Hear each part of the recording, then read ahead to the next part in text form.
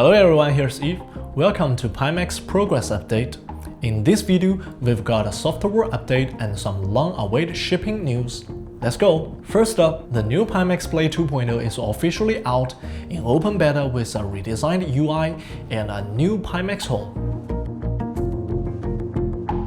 You can now log in using a QR code through the Pimax app. And it finally includes OpenXR API layer support for easier tool management.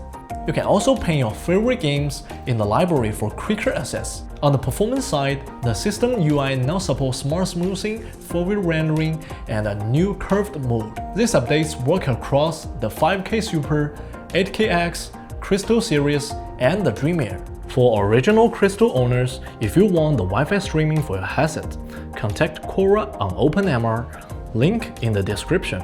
Then, finally, the Dream Air is officially in the mass production and mass shipping phase. Both the Lighthouse and Slam versions are being produced and moving through quality checks. And for those waiting on the Dream Air SE, production and shipping for both versions are also scheduled to kick off this month. We'll release a behind-screen video showing how these units are boxed up. For Crystal Super users, the Lighthouse faceplate is finally start large-scale shipping this month. We'll address a minor connector issue and upgrade the material for front cover. Better durability and better tracking are on the way. Lastly, Robin just wrapped up an AMA. He answered some community questions regarding the future of Pimax headsets. If you're interested, don't forget to check the link in the description. That is all for today's video. See you next time.